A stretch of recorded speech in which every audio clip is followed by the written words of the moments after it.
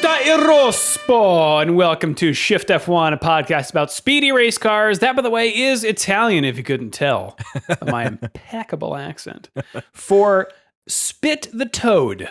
Whoa. Equivalent to spit it out, like a secret. Oh, okay. I thought this was back to the rib thing. You know, spit on the toad. Hock tua. Got it. There aren't too many secrets left, Danny or Rob, in the driver market, but the pieces are slowly coming together. I'm Drew Scanlon. Joining me, that's Danny O'Dwyer. How are you, Danny? I'm good. I'm excited. Big fan of Italian races. The first car I ever drove was my mother's Fiat Punto, so I know something about Italian cars with speed. I see. Also joining us, Rob Zachney. How are you, Rob? I often think, am I brave enough to own an Italian car? Should I get an Alfa Romeo Giulia Quadrifoglio? Yes. Seems it's a V6 that's just a Ferrari engine. They cut two cylinders off. What could go wrong? You're losing money not buying it. It's true. Cars like that only appreciate, much like a Fiat Punto from 1995. That's not the one that exploded, right? No. That's Which the one? Pinto. Pinto? Ford Pinto. The Pinto. Oh, God. Apparently, so look, don't quote me. I didn't look this up, but somebody was like in a remap chat. I want to say we were talking about cars, and they brought up the Pinto, and they were like, basically, that's all bullshit. The car wasn't like. The car like became the poster child for being unsafe and like just a rolling death trap. Not actually true. Man. Wildly overstated. It's a shame. There's a bunch of those little Italian cars that I never made it to America for obvious reasons because they just get like chewed up by an SUV on a highway. But one popular one was the Cinquecento, which was basically the grandmother car. That's not a translation. That was what we basically thought about in Ireland. It was kind of like a smart car. It was just incredibly small. Like the sheer number, like when you go back and you watch movies from like the 60s and 50s, like set in Europe, the sheer number of times you see people just hopping in and out of tiny little smart car type things, or like things that make a Fiat, like an Abarth, look huge, right? Like just tiny little. And you know what? It's pretty cool. If it was good enough for like Gregory Peck and Audrey Hepburn, what do you have to complain about? And if you've spent any time driving around like the south of France or the Riviera, or like kind of most Italian cities that are all built like 1,000 years, 2,000 years ago, you kind of understand why, especially if you need to want to park anywhere. It's kind of the same reason that, bizarrely enough, I actually just realized, like earlier today, I was on one of those Japanese import websites looking at those, what do you call those tiny little trucks? K trucks. Yeah, the K trucks, yeah. KEI, right? And how do you spell it? Those you can get for like $2,500. You can get like a little Subaru, one of those tiny little trucks. Oh man. I just they all come in Long Beach. I just gotta, if it survives the drive up to San Francisco, it's worth it. You just wait like what, 20 years, right? And you can import those things. Exactly, right? So you just gotta hold out. If you're new to this podcast, a very warm welcome to you. And if you are new to Formula One itself, we recommend listening to our preseason primer episode. It assumes no prior F1 knowledge, explains how the sport works and who everybody is. Fewer talk about tiny Italian cars. You have to get all the way through that and then back to this for that. But if you'd like to go back and listen to the primer, it's episode 257. It's also linked in the show notes. Also, this show would not be possible without our audience over at patreon.com/shiftf1, where every month we release ad-free version of the podcast, along with bonus podcasts and videos exclusively for our patrons that cover racing documentaries and films, F1 video games, experiments with other racing series, and a lot of weird things. So if you would like to support the show and get access to all of that fun stuff, head over to patreon.com/shiftf1 or click the link in the show notes. What do we have going on this month, Danny? We produced our most recent Patreon podcast. Was all about Tour de France Unchained, the rather fantastic Netflix series made by the Drive to Survive folks that focuses on, of course, the silliest race on two wheels, the Tour de France. Really incredible stuff. The athleticism, the determination, and the filmmaking, and the sights and the sounds and the beautiful vistas. Really fun. We enjoyed it quite a lot and had a lot to say about it, which is pretty cool. We don't know what we're doing next month. We're actually gonna look at the document right before this recording, but but we'll figure it out in the next couple of days. Next month will also be a little bit topsy-turvy because I'm filming loads on the road. I'm in 4 different countries in October, all around the world. September? September. Yeah, God. If only it was October. October, we have a weird break because they moved to Baku. So we have this bizarre late season break right after the mid-season break. But I digress. We'll figure out what we're doing next month and be back on our regular scheduled, all 3 of us soon after that. We will have a Patreon. We will have a Patreon podcast. Absolutely. No matter what. But Danny might not be on it. Yeah. We'll see. We'll see if waking up at 2 a.m. in Korea is something I feel like I want to do for the major podcast.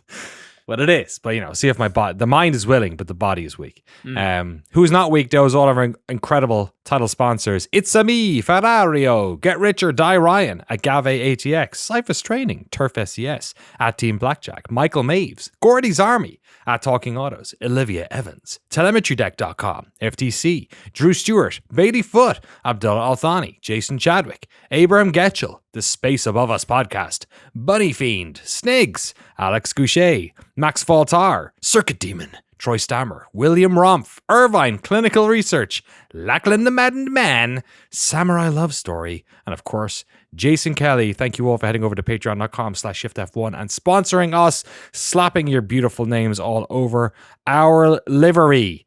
No Russian petro, no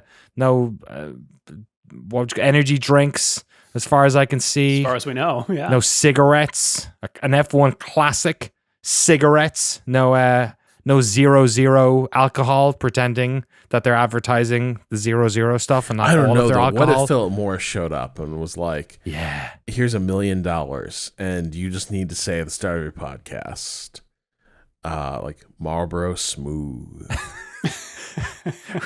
we just have to smoke for the entirety of the podcast. So you just constantly hang on, don't throw me with a good time. Just turn down the lights, have just smoke like reeling up through the shot, like it's the Charlie Rose show back in the day. Wait, Charlie Rose got hyper canceled, didn't he? Okay. Imagine somebody else. Did he? Yeah, but did he get lung cancer? No, I don't think so. Well, there you go. There you go. Proof. That's what proof. Proof positive. Come to us. Rich Energy. Everyone, come on down.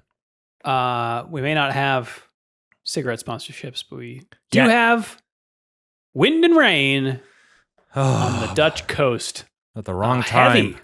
Heavy wind and rain, starting in free practice 1. A lot of people going off there, and then contributing to a huge crash from Logan Sargent in free practice 3. Again, he did this last year too. Did he really? Zandvoort, he did twice. He did it in quali last year. He did, right? Yeah, he messed his car up again. Yeah, he thundered it last year, and I was like, "Wait, I've seen this one before." This is a bad one. Caught on fire. Thankfully, he was able to jump out. But smashed up more than his car. We'll get to it in the news. Oh yeah. Did some damage to his career as well. Lando Norris. Pole position at Max Verstappen's home race. Verstappen, going into this race, had all 3 victories at Zandvoort since it returned to the calendar. He will start 2nd. Oscar Piastri, the other McLaren, in 3rd. Russell 4th. And Sergio Perez starts 5th. Stronger showing from him, I guess. Less second weak half of the season. Yeah, you might say. Charles Leclerc lines up 6th. Alonso in 7th, Stroll 8th, Gasly 9th, Sainz 10th. There are asterisks kind of throughout this field because a lot of people got penalties. Sainz qualified 11th, but we'll get to those. Tsunoda 11th, Hülkenberg 12th, Ricciardo 13th, Hamilton 14th. He qualified 12th, not a great qualifying from him, and then was penalized 3 places for impeding Sergio Perez in Q1, which also forced Red Bull to use another set of new tires. It was a bad that impeding ruling was crap. You didn't think? Okay, we're on the other sides. You don't think so? This was like Sergio being rewarded for being the biggest whiner. He couldn't make the corner because he panicked because there was another car on the track in front of him. He did make a bit of a mess of it. He could have actually taken a lap. Like this might have been the moment where I was like, man, I am so sick of this shit. I am so sick of watching this guy bottle it and then like hop on the radio to explain like why it's not his fault. Like it was Hamilton tried to he was like, yes, he was like at the apex of the corner, but he was hanging around the outside as far as he possibly could. He's got to be somewhere in that corner. And Perez just could not handle the fact there was another car in a corner that he had to negotiate. Just the trait you want in an F1 driver.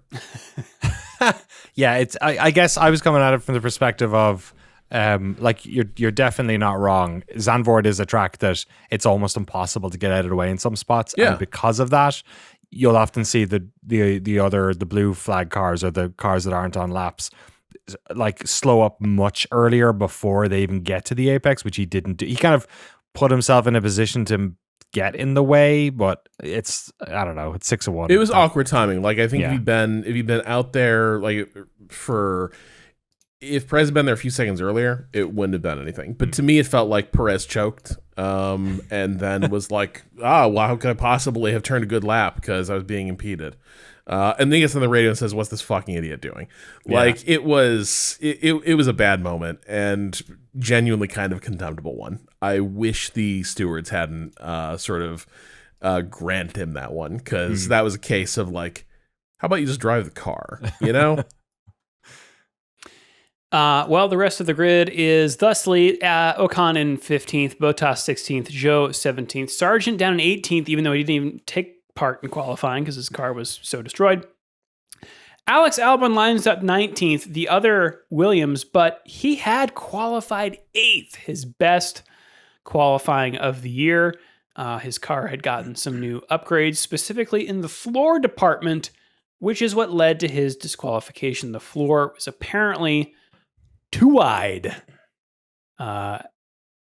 according to the scans that the FIA did to make sure that it was legal. It was not, which is apparently confusing to Williams because they did their own scan and thought that it complied with the regulations. So they're trying to figure that out. They, of course, they have accepted the disqualification, but unfortunate for Albon.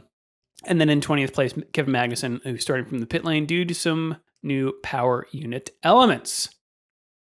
Danny, do you want to take us through the start? Sure. It's where all the overtakes happened in this race, so I don't mind if I do. I think in another year where the title was closer, we would be casting more of an eye on Lando Norris' starts because this has happened a lot now. Norris is in first position. He's in pole position. Apologies. Verstappen's in second. But if you were to bet on it, it's, I would say 50-50 at this stage that either Norris has a decent start and holds position or he has a problem at some phase, either right at the start or he just doesn't get into that second phase fast enough and ends up losing a position to whoever's in second. And it happens. You think it's 50-50? Because I think statistically it might be approaching 1. You think? In terms of probably him losing this. But yeah, it's his record starting from pole is, I believe, outside the norm. Okay. For losing places. This was the worst one I've seen yet. This was like Verstappen had it immediately, and honestly, maybe he had a good second phase because it's kind of a wonder that he didn't really go under threat from third and fourth. Also, maybe it was the fact that Russell and Piastri were kind of having their own fight a bit, so maybe that sort of eased off of it. But Verstappen is well ahead in first by the time they get to the first corner. Norris in second. Piastri's in third, but Russell is really battling with him. And I think it's just after the banking, after that third corner, that Russell manages to get the jump on Piastri. I also don't know when this happens, but Leclerc manages to get past Perez as well on that first lap, somewhere in the melee back there.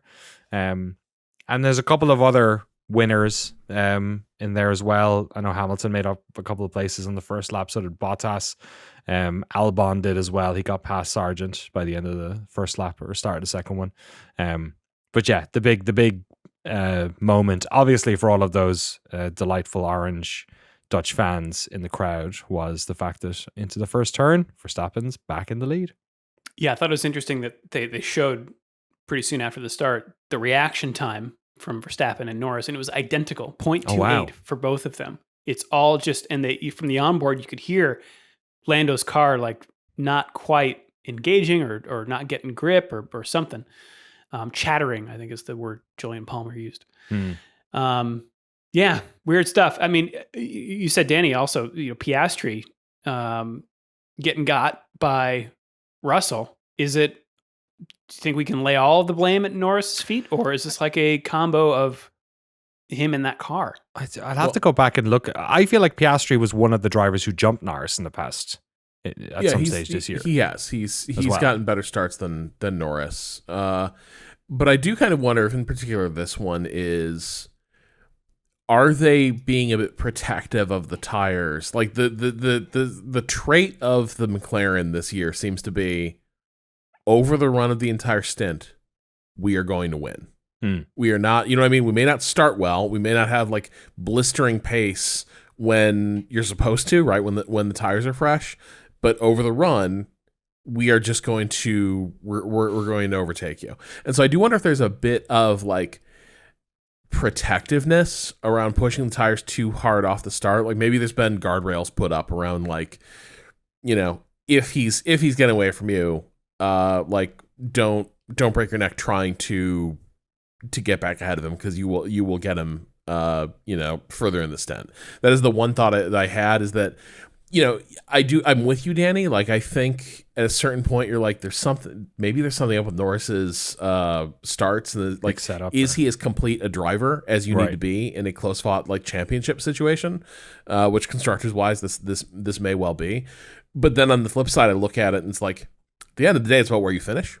And I'm not sure McLaren has like cause for complaint in terms of that. So, if I had to lose P1 first lap every single time, and then one of my cars would just get it back, 10, 15 laps later, I'll take that. Yeah. If this was Hamilton Verstappen back in 2021, though, you'd be, in all those little margins, you'd be, you'd have Hawkeye all over it. It is an interesting trait of racecraft, because it doesn't not matter further back in the field, but because of the concertina that happens back there, and because of the risk of damage, like, they're not going hell for leather like they do at the front. Like, they just can't. So it's a different type of style. And we've seen the opposite. We've seen the same thing happen. We've seen people like Hamilton and Verstappen, whenever they've been back in that group, have struggled sometimes just in the first couple of corners, because it's such a different style of starting a race. Hamilton did well, though. Also worth mentioning, he started on softs, right? I think he was one of only a couple who started on softs. Everyone else was on the mediums. I think maybe Yuki and Bottas were as well, but that's right. No one else. Oh, dude, hang on. I just have to interject. What is up with that Sauber? I'm bringing it up now because it was noticeable from the first laps. I was, me. I like the data. I like to slice it. I like to parse it. But I was like, watching it with the data view on F1 TV. Nice. And Valtteri's car wasn't fast, but it wasn't like disastrous. But Zhou's was ridiculously off the pace. And on the circuit map, the abstracted circuit map they have at the bottom of the live timing screen. Oh, yeah. F1 TV. He didn't appear to be losing it in corners. He appeared to be losing it on the straight, where you would just watch his dot fall further and further behind the cars on the straightest part of the course. Like, that it was just running out of gas, halfway up the straight. So to me, it was like something's wrong with that car. I feel it is the race where I've felt bad off and on for a show throughout a lot of the season, but this is the race where I was like, I'm not sure he's got a functional race car, because what was it? We were like 2 laps in, and he was lapping a second down on everyone and just plummeting. He started 17th by lap 2. He's in last. Yeah. Yeah. I mean, he might have had a problem. Why bother taking it out of the garage? Yeah. Well, lap 2, Hamilton gets by the other soft shod car of Yuki Tsunoda at turn 11, which is that quick right-left complex where we didn't see a lot of others attempt passes. Pretty good move there. Lap 8, Sainz, having not qualified well, is trying to make up for it, gets around Alonso at turn 1 for 8th place, and then 3 laps later takes the battle to Gasly, diving up the inside at turn 1. The two then go side by side for a while, but eventually Sainz ends up on top. Gasly looking better, I'd say, at this race. Feels like the Gasly of old, at least at Alpine, you know. They needed that Flavio sauce. That's right. Lap 16, Hamilton is another one still on the charge, shooting down the inside of turn 1. Also on Alonso again for 9th place. Meanwhile, Max Verstappen isn't exactly running away with it like he did in the first half of the season. Instead, from the onboards, it is clear that the car is not behaving the way that he wants it to. Lots of understeer. Verstappen complaining of a lack of grip, said the tires are numb, which I thought was an interesting word to use. This also allows Norris to close up and absolutely go to plaid on the front straight, slingshotting around Verstappen like he wasn't even there, and retaking the lead. Case in point to what you were saying earlier, I think, Danny, about or Rob. Starting slow, but don't worry, we'll get him in the end. It was a beatdown. Yeah, that was a killer of an overtake, wasn't it? He just completely whipped around him. I don't think we're probably going to get into it because a lot of this is in rumor and conjecture land at the moment. But there was that regulation that got written into the 2020, I was about to say 2016, 2026, I think it was, about is it like asynchronous braking or something? This whole thing. Did you see this? This was. I saw a headline about it, but I didn't look beyond it. Yeah, I read a couple of things and I watched a couple. I think the race had a video that sort of dabbled in it as well. It's a lot of this is rumor, so I feel like it's not really worth getting into. And I also feel like if it was Red Bull who had done this, that the other teams would be piling it on in a way that they're really not. But they were wondering whether or not this was a system that Red Bull were using that has been pulled out of the car in the past couple of months, which might explain some of the losses that they've had. Yeah, because it does, at least this race to me felt like it's not that the McLarens had gotten good. Not only that the McLarens had gotten good, but also the Red Bull got worse. Does it feel that way to anybody else? Yeah, well, it's like that understeer thing that Max hates in the corners as well, right? Like he was just complaining all weekend about just it. The car didn't feel right; it wasn't cornering right. So, regardless of whether or not it's that thing, the car is not performing in a way that they are that the drivers are happy with. Perez has said the same thing. So maybe it's just more apparent now because there are other cars closer to him.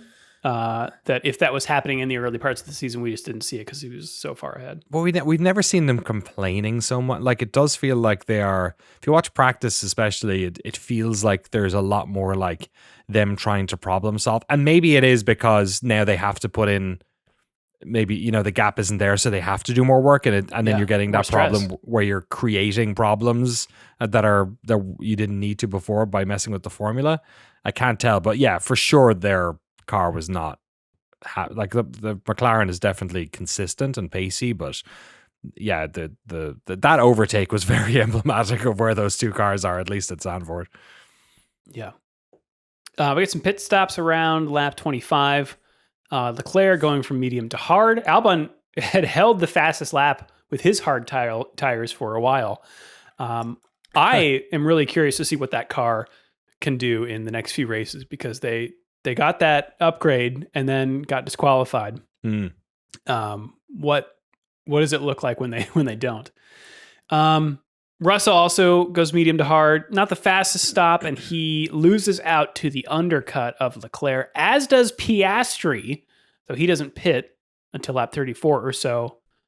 So Ferrari, while they didn't light the world on fire in qualifying, doing a lot better in the race.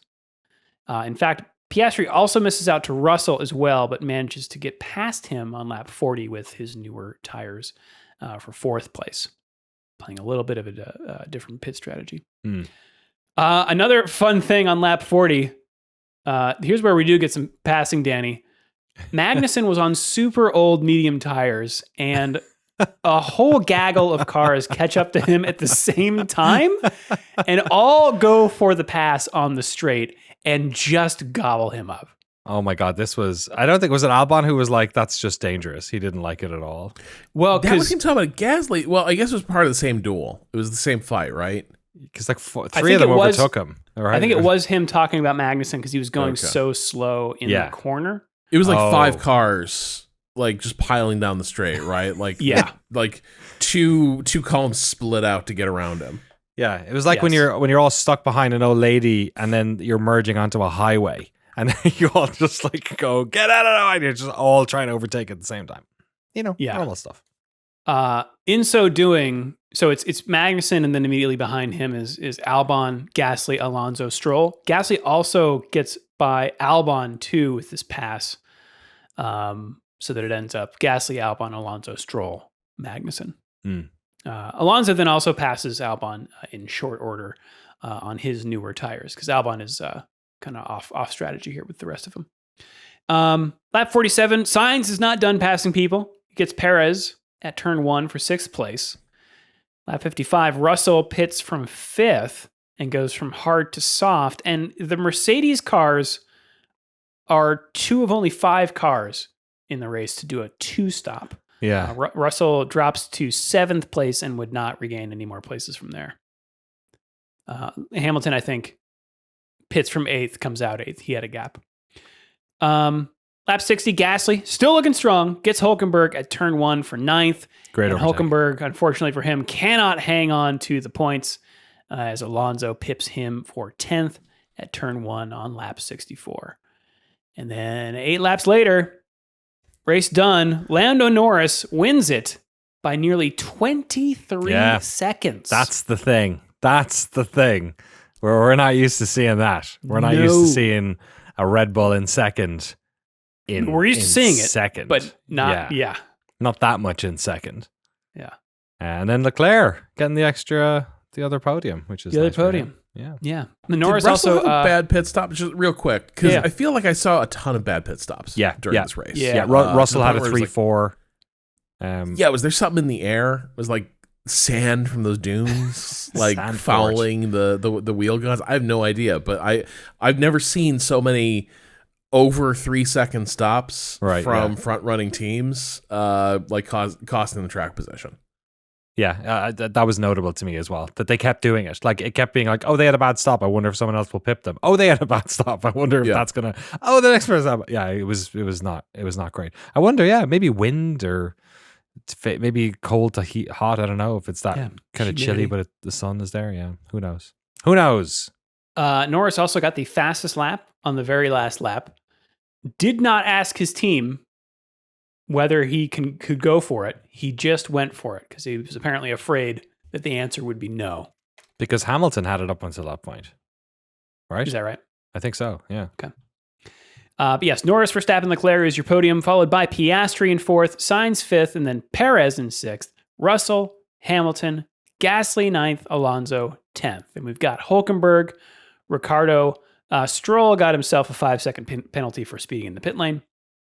Alex Albon 14th, Ocon 15th, then Sargent, Tsunoda, Magnussen, Bottas, and Zhou, who did finish the race. So if there was a problem, they managed to fix it. Slow and steady finishes the race. Yeah, 2 laps down, but Oh God. that's how it goes. All right, well that's Zandvoort. Let's take a break, and when we come back, we'll be back with the nears. All right, news time. Rob, we mentioned the pieces falling into place. What news from Camp Williams? You know, when I saw the replay of Logan Sargent watching his car burning on the road after wrecking it in practice before qualifying, I thought, like, this might be a wrap. This might be done. And indeed, it was. That was the straw that broke the camel's back. Effective immediately after the race, Logan Sargent was let go. The news broke. It was earlier today, right? But apparently the final conversations were happening across the weekend. So Logan Sargent is out at Williams, replaced with Franco Colapinto. Apparently, this is a move that's been considered for a while. During this weekend, even Vowles was trying to weigh his options for a mid-season replacement. He spoke with Christian Horner over at Red Bull, looking at maybe tagging Liam Lawson in.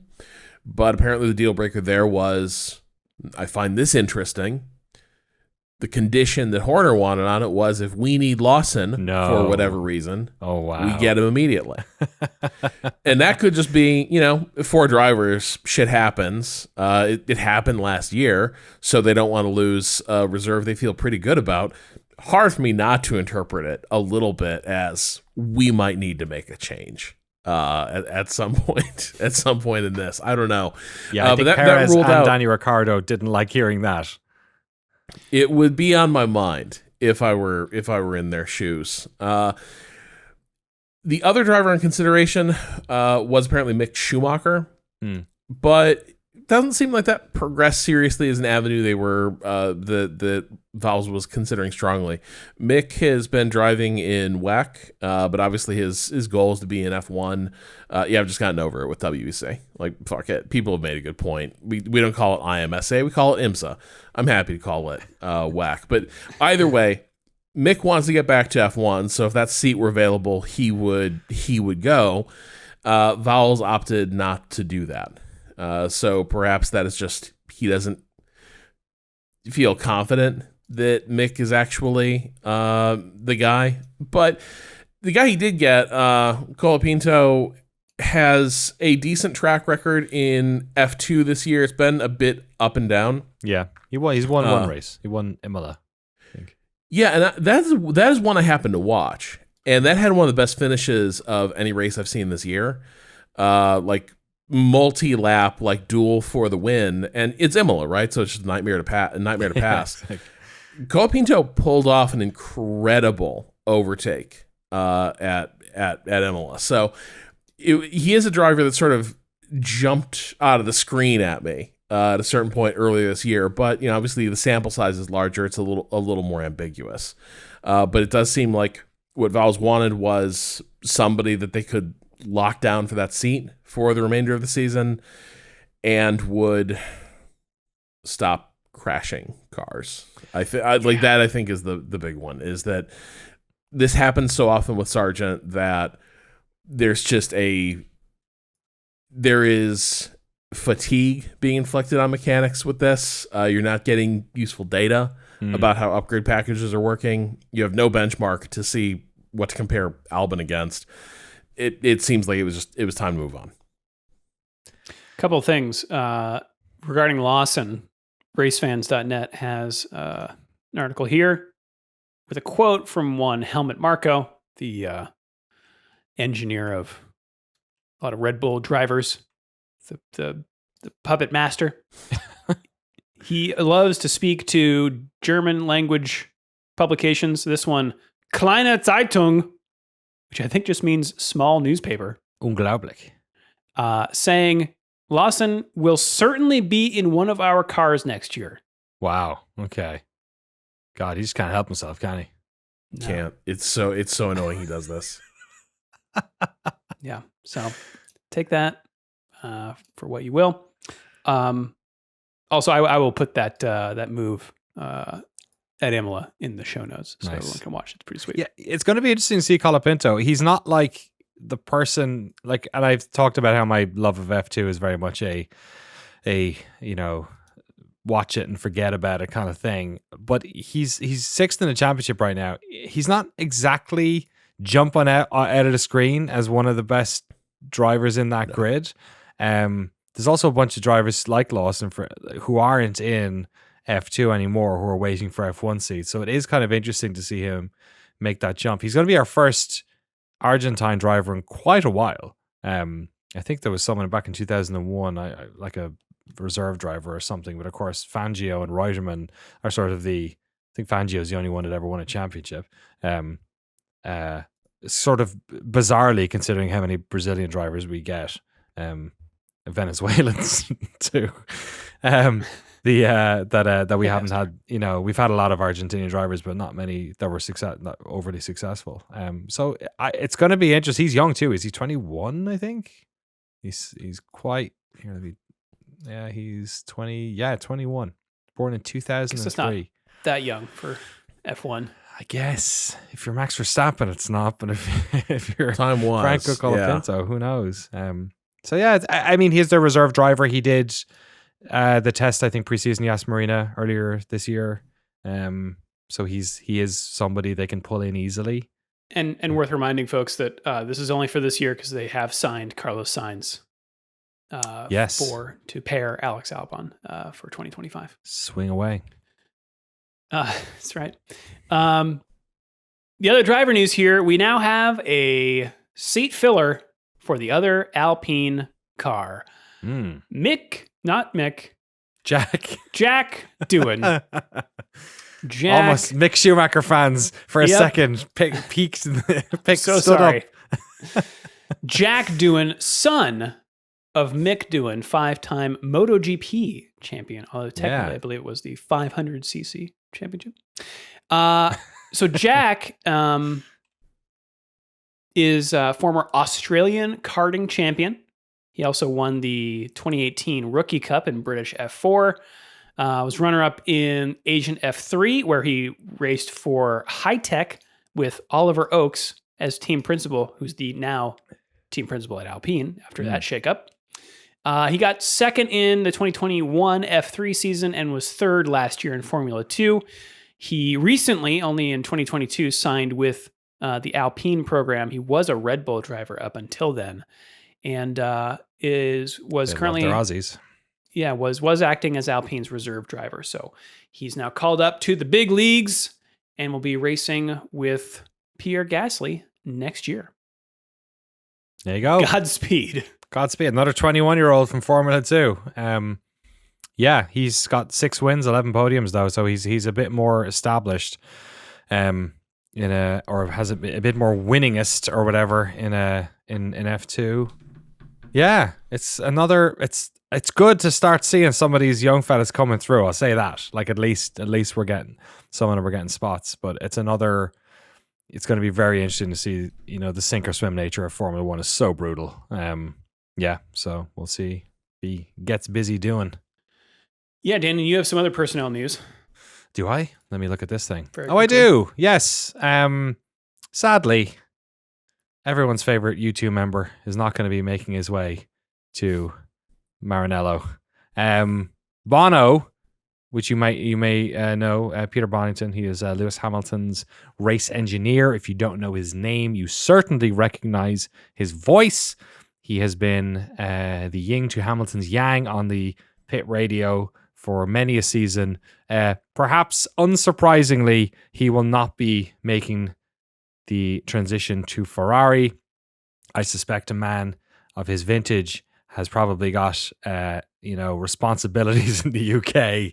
It's in particular a team that I think it's difficult to move to if you're not a driver, or if you're a younger, if you're a driver or you're part of an established team. He is, in fact, perhaps also unsurprisingly, being promoted to head of race engineering.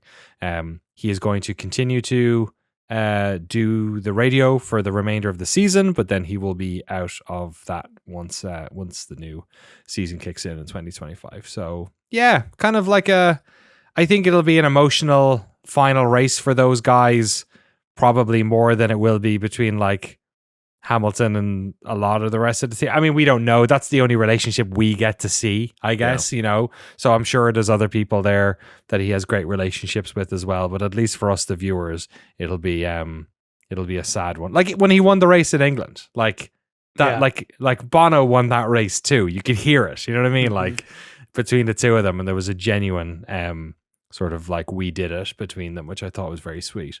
This is also the thing that really does make this feel like a late career swan song thing for Hamilton. Like just looking at the count like that, it has to be, right? Yeah. But this feel like, who knows? He parted ways with Angela Cullen. Maybe that it didn't sound so bad to shake everything up at this point. But it does feel like they've been working together for a long time as driver and engineer. It seems like that's been a strong relationship. You got to believe like that if Bono thought it was going to be worth it to sort of like follow this play out this thread to the end, then okay, maybe you do move to Italy. Your job one is like take language lessons, like just like get everything, move your family to Italy. I don't know what his family situation is. But the fact that this wasn't done just does make it kind of feel like I'm not going on this one last adventure, right? Like I'm taking the promotion here at the company I've worked for most of my career, and we're going to see out our careers separately at this point. He probably had maybe an Arrested Development just because they needed him with Lewis that whole time. Like, who knows? Maybe this is something that would have happened earlier. I also think, like, in the future, I think there would be a fantastic like documentary or something to do, like one side with Bono and one side with Jean-Pierre Lambiase. I think like the relationship between GP and Max is such a different thing than it is between Bono and Hamilton. I feel like Bono is a sort of like a calming influence, and maybe GP is too, but in a much more stern, like, he's also kind of Max's id a little bit whenever they're getting like, shit talky about other teams and stuff. Like, he is sort of the little red guy on the shoulder and Bono is sort of the little angel on the other one. So it's I've always enjoyed that dichotomy, at least on the radio, between the two of them, considering both drivers are both very talented, very passionate and capable. Okay, Luis, hammer time. Oh God help me now. Maybe the edge will be in Ferrari. Who knows? Yeah. There you go. Yeah. Rob, can you please tie a bow on this Haas Uralkali? Never. This goes I on just forever. have to tell you, my favorite part of this whole thing was, there was a point where I want to say there were stories that like Haas's gear and equipment was being like inventoried and like evaluated as far as like what it represented versus the debts that they owe to Uralkali. They were not initially able to break down their setup and like leave Zandvoort with all their gear. Wow. Because the courts had said you have to pay Uralkali back some of the money that you took from that sponsorship that you exited. So literally cars and equipment were evaluated with bailiffs and police. This is from Autosport. In the pit lane at Zandvoort on Thursday evening, after Uralkali claimed last month that Haas had missed a July deadline for the refund of a canceled sponsorship. Following a Swiss arbitration court hearing in June, it was ruled that Haas should refund Uralkali part of its sponsorship payment made for 2022 prior to its deal being canceled in the wake of Russia's invasion of Ukraine, with an F1 car also promised to the company. Don't forget that F1 car, that little pack-in deal also required. The detail that really cracked me up on this is they wanted to get their stuff out of Zandvoort, and they were claiming, they were telling everyone who would listen that they paid Uralkali on Friday. That we paid them, it's done. Let us take our stuff, and they were not allowed to take their stuff. Gene Haas called a bail bondsman, man. I swear to God, I did. Gene Haas confirmed the payment on Sunday and said that everything was now sorted. And then Uralkali confirmed on Monday that the transaction had cleared and Haas could take their stuff and move on with the season. But it's one of the most Haas things that could happen is that a spat with a sponsor has them basically like not allowed to remove their stuff from the garage. Like, don't let us know before you leave town with these millions of dollars of equipment and gear. I wonder if they were like, we're never going to have to pay those guys because like we basically locked Russia out of like the Western banking system. Like there's no one's ever going to chase us down for this. Can we even pay them? It's illegal. I know. Yeah, exactly. Yeah. It's madness. I love it. All right, finally, following up on another story we talked about, the mystery of Oscar Piastri's rib. Yeah. Look, rumor and conjecture. I don't like it, but last week we had to throw out some, ideas. I guess some ideas. I'm an ideas guy. There's nothing wrong with that. I've always said About perhaps why Piastri might have had a rib problem. Trends that have occurred over the years. Self-love is a really important part of being a modern man. That is not what happened. Apparently, Oscar Piastri had a seat. The seats they, in case you don't know this, the seats they use in Formula One cars are basically sculpted around the body, the backs, legs, and posteriors of the drivers themselves. Makes sense when you're getting rattled around all that much and you got to sit in them for a long period of time. Apparently, his seat was badly fitted, and that is what led to his rib getting fractured somewhere. They still don't know where. They think it happened a few races before the British Grand Prix, but they're not quite sure. So that's what it was, though. It wasn't anything else. Despite what some podcasts might have told you, it was just a badly fitted seat. So just be careful. Be careful. And be careful when you're sitting down, just in general. You never know. Somebody might put a thumbtack there. It's true. All right, well, that is it for the news. Danny, please take us to Imola. No. Imola? To Monza. Monza. Thank God. I was like, do I have the wrong track walk prepared? I fucking hope not. I'm so sorry. The only thing I'll say about Imola is you can't overtake. No, we're not going to Imola again. We're going to beautiful Monza in Italy. One of the most historic European tracks. One of the most historic tracks in Formula One. It was first broken ground in 1922. I think the old story goes it was built in like 10 months. Classic spot for racing in the region. Obviously, Italy is a country that pre-war was doing lots of racing, and certainly post-war, which is why Monza was part of the inaugural 1950 Formula One Grand Prix calendar as well. It is 5.79 kilometers or 3.59 miles.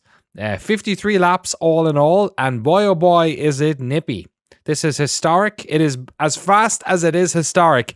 80% of the lap at Monza is done full throttle.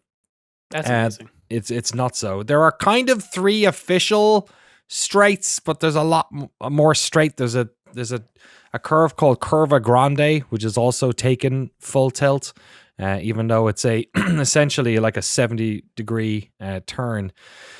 So it's a lot of hard braking and fast lines is what Monza is all about. A couple of high-speed corners in Sector 2.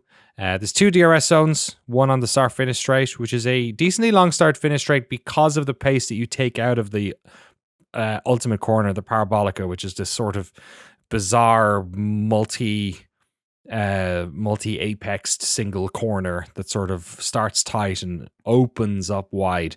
So by the time you get to the straight, you're already flooring it basically. So it's not the longest straight, but you've loads of speed by the time you get halfway down it.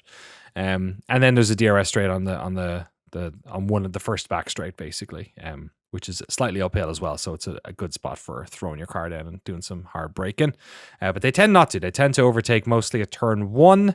Some people will try and get an edge on turn 11, but usually it ends up not working out for them. Turn 1 is kind of where a lot of action happens. Curva Grande you'll see on the opening lap. And then, there's kind of action all over the place here. On any of the chicane-like corners, you'll see people attempt it on turn 4. Turn 5, people go off a lot here. It's one of those tracks. There's gravel everywhere. It's so high speed and the braking is so inch perfect because you're slowing down so much that you do get a lot of people missing apexes, cutting corners, getting caught in the gravel, XYZ. So it's a fun track. Monza tends to throw up good races. And if it doesn't, I just think I love seeing it. I love seeing this place. Monza feels like home, like a lot of, there's 4 or 5 tracks in the calendar that feel like this way. And Monza is definitely one of it. One of the reasons is because of the incredible stuff that has happened there over the years. I'm going to keep this pretty contemporary because there's a lot of stuff that people can remember. 88 was the first one I sort of remembered, which was Jean-Louis Chesler hitting Senna on turn 1. Senna was fighting with the Ferraris for the win here. I don't know if this was a blue flag situation or he definitely wasn't racing Chesler for position, but he basically tried to go around him on turn 1 and there was nowhere to go around and he got carted up in the air and popped down, was out of the race, much to the joy of the Tifosi, the Ferrari fans in the stands who went completely ballistic. In 99, this is where Hakkinen spun on, I think it was turn 4. This famous shot of him crying behind the bush from the helicopter. Very infamous Man, that guy got done dirty. What'd you say? That guy got done dirty, man. Well, he was still won that year, so yeah. At least, but I just mean the reputation. Like, you go back, it's like one of those guys. You're like, that guy was really fast. Yeah, and I'm not sure that was fully appreciated. That's fair. Versus the moments of vulnerability that just got blown so ridiculously out of proportion. Yeah, because he had a bad crash where he almost lost his life. He had that moment of course. I don't know why. Maybe he's just like, maybe this is why Finnish people are stoic, because if they ever give us an ounce of humanity, we just take it and run with it. But yeah, good point. He's a multiple world champion, and we don't tend to recognize it. But yeah, Hakkinen, of course, was defending champion at that moment and basically had thought that he had completely blown it open because it was a pretty tight race with the championship that year. It wasn't Irvine. Was it Irvine? Irvine, or it was Villeneuve maybe? I forget. In 99. 2008, this was a momentous day when the impossible happened for the first time. Vettel winning the race with Toro Rosso, a team that was a junior team for Red Bull, still is, but also crucially an Italian team. So just an absolutely wonderful moment for them and the young Sebastian Vettel.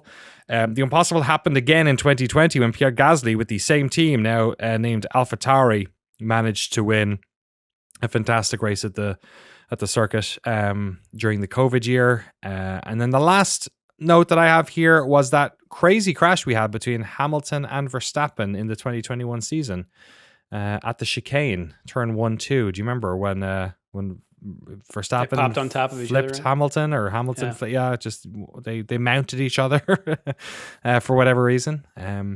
But yeah, there's plenty of action that's happened all over this track. It's a historic one. We love it to bits. The Tifosi are good fun. We've had people email in. Apparently, it's not the best one to go to, maybe, just in terms of organization. But from a televisual perspective, Monza is definitely one to tune into. Awesome. Well, weather-wise, if you're going, bring the sunscreen because we've got warm temps looking like 90 degrees Fahrenheit or 33 Celsius. Oof. 0 precipitation. This is qualifying day, by the way. And only light wind, 5 miles an hour, 8 miles an hour out of the south. Race day, basically the same, 4% chance of rain and only slightly cooler temps. Looks like only a degree Celsius or 2 degrees Fahrenheit cooler. So, man, it's a hot one. Is it hot in SF at the moment? Are you enjoying that? It is. It is? Okay. Yeah, I'm not sure I'm into it. It's going to be hard to sleep. It's very hot here at the moment. I just noted SF gets that beautiful marine layer, and you get that Indian summer in August. It's usually pretty chill. Yeah. Maybe not. It's hot. It's hot out there, folks. Yes. It's also hot in the driver's standings. Max Verstappen is on top with 295 points, 70 points behind Lando Norris in second. Charles Leclerc is third with 192. Oscar Piastri is in fourth with 197. Sainz in fifth with 100. I'm sorry. Piastri's got 179. Sainz has 172. Hamilton's in sixth with 154. Perez in seventh with 139. Russell in eighth with 122. Then the gap down to Alonso in ninth with 50. Stroll has 24 in 10th place. Hulkenberg and Tsunoda are tied at 22. Ricciardo's in 13th with 12. Gasly has 8. Behrman still holding strong in 15th place with 6 points. Magnussen and Ocon both have 5 points. Albon has 4. And then Zhou, Sargent, and Bottas all have 0. Sargent gonna end his career with 0 points. Killer. Do we want to do an epitaph on Sargent, or I think we talked about him enough recently. I don't think it's any surprise. I mean, yeah. Unfortunately.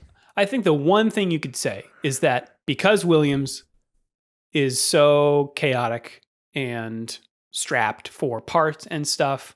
They have not had parity in their cars. And because Albon is the more experienced driver, he always got the better car. Even when he crashed and they put him in Sargent's car to race. Like that is so never seen that before. However, I'm not sure that makes up for the poor performance. Yeah. Yeah. The other thing here is that with such a strong showing from Norris, the questions in my mind are swirling.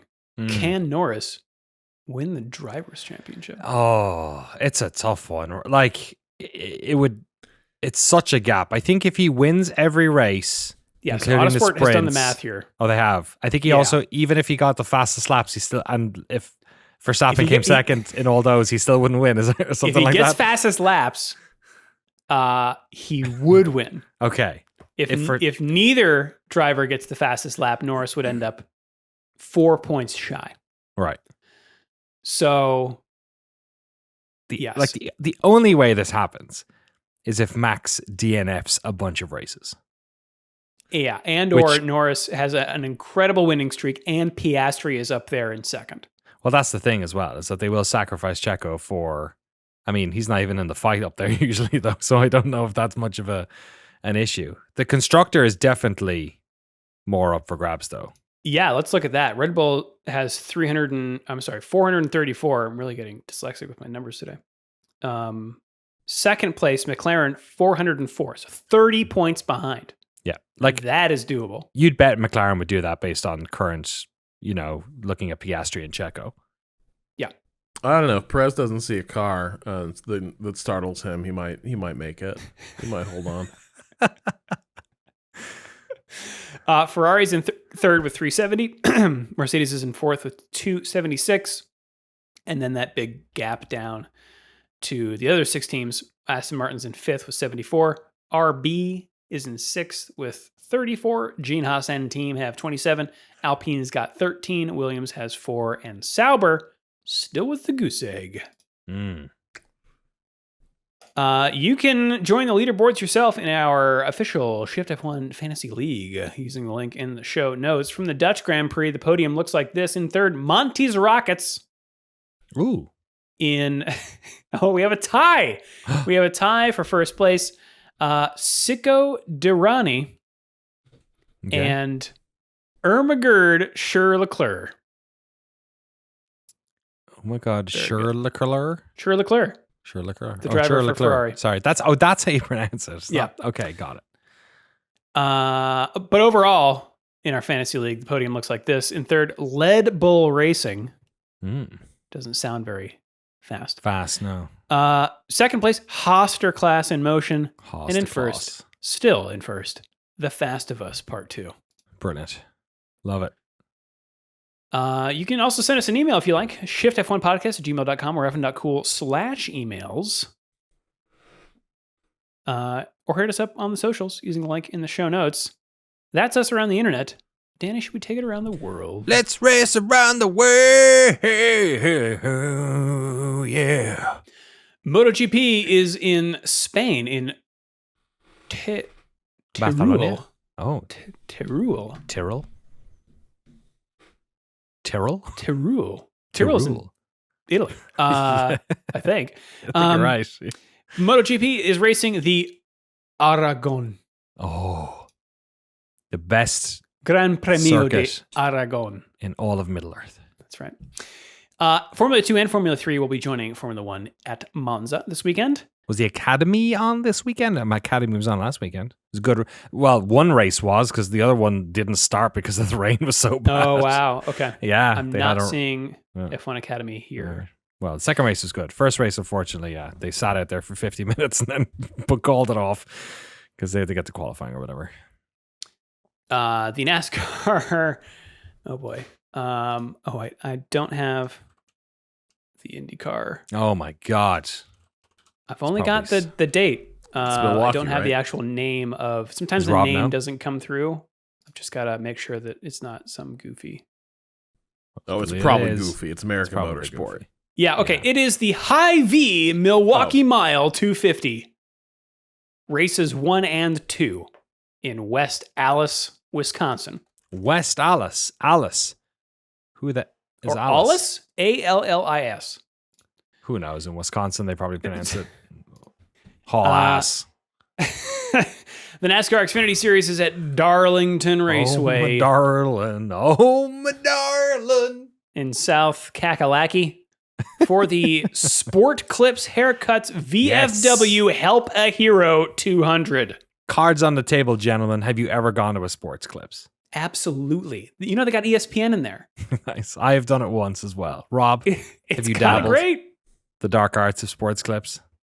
No, but now I feel like we should go. We like next time we're all in town. Like, hey, dudes, let's go to Sports Clubs.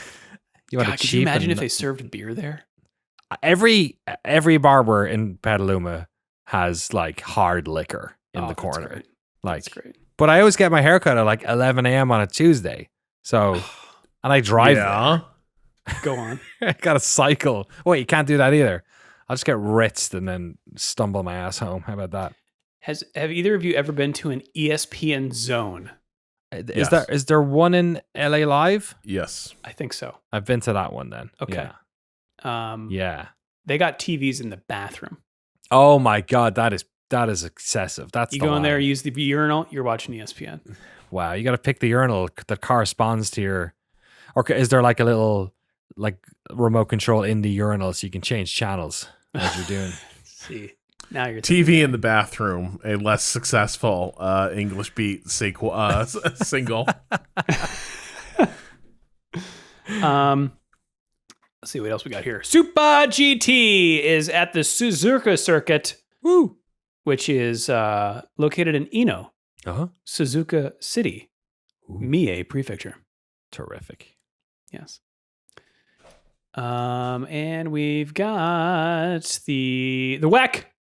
We've got the WEC WEC, at the WEC. Circuit of the Americas for the Lone Star Le Mans. Wow. Okay. You just call Le Mans anywhere now. Yeah, Lone it's not Star. like French wine. No. You can't call it California champagne. Right. The Lone Star Le Mans. Sure. Why not? And we got NASCAR.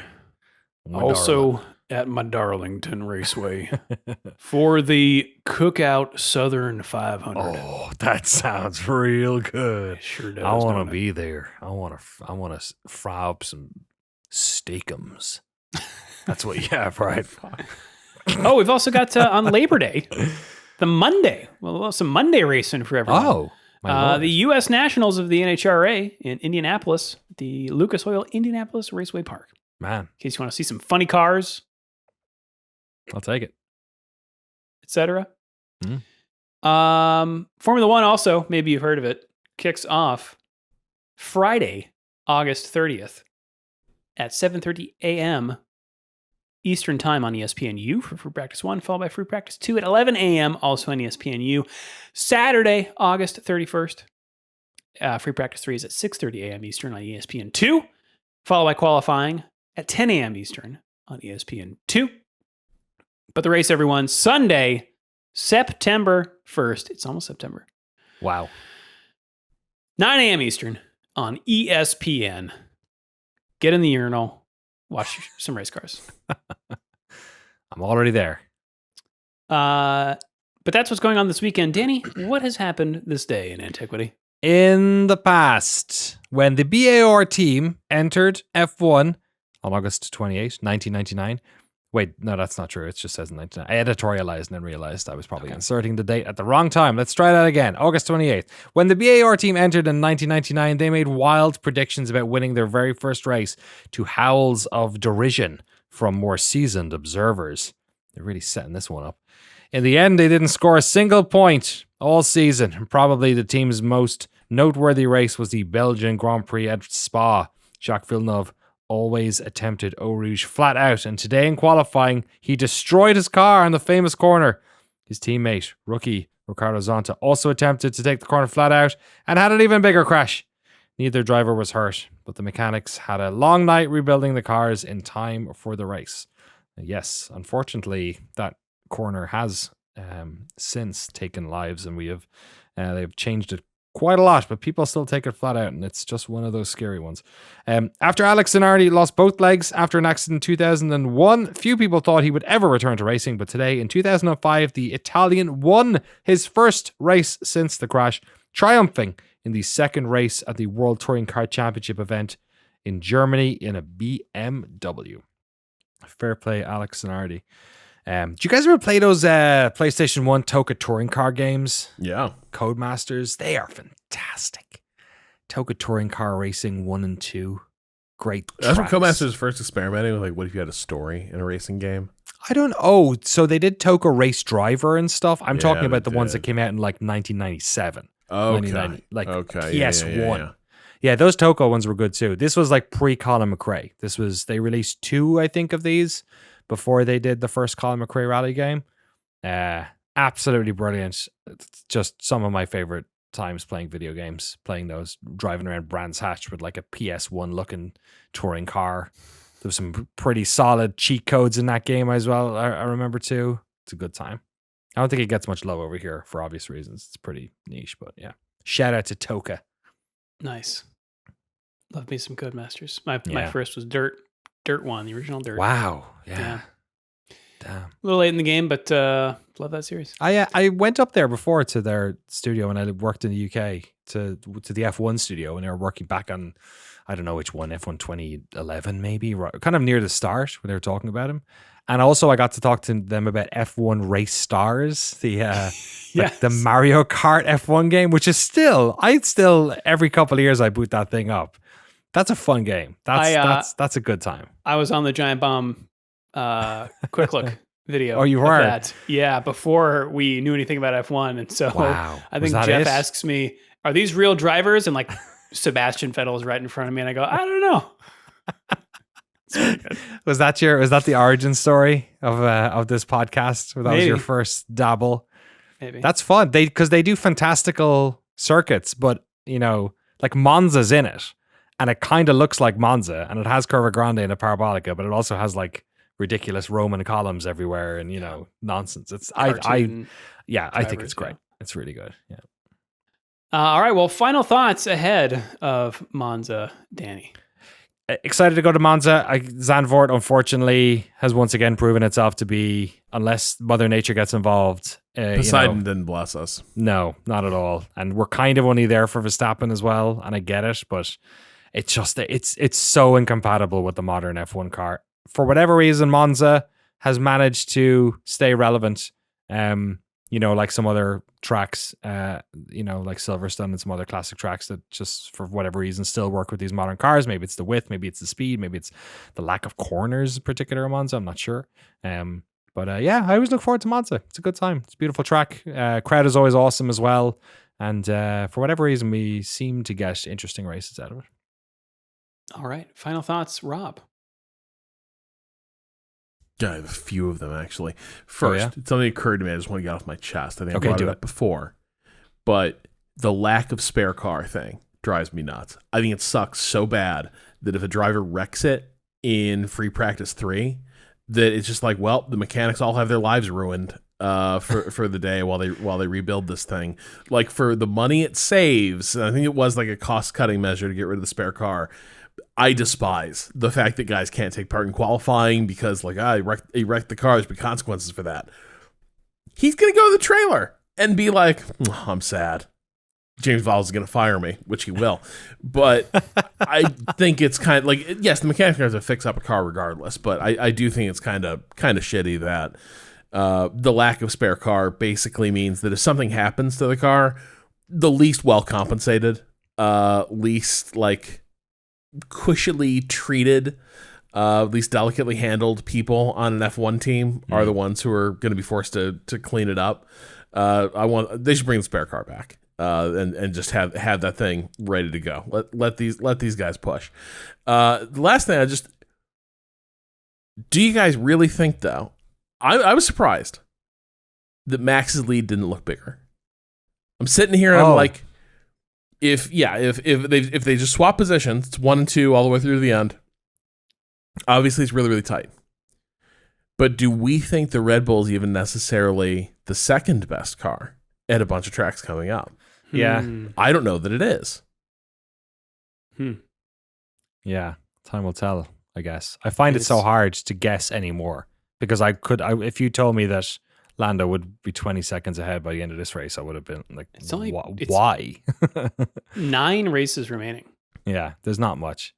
And it was only the first 5 races, I think, was it this year, where we were sort of, talking about, I was trying to rile up the troops and say, now you're real F1 fans, you're going to have to sit through another season where the ending is so understood already, but you're going to have to watch anyway.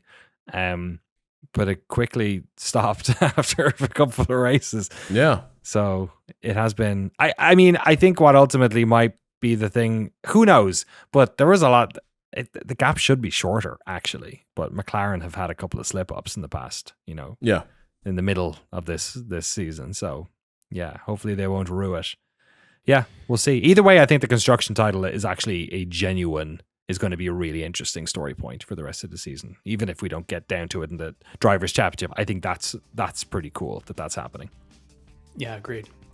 Well, as the great Murray Walker used to say, anything can happen in Formula One, and it usually does. If you'd like to support the show, get access to all of our bonus episodes, the ad-free version of the podcast, and the official Shift F1 Discord, you can do so over at patreon.com/ShiftF1. Have a good race weekend, everyone. We will see you all next week.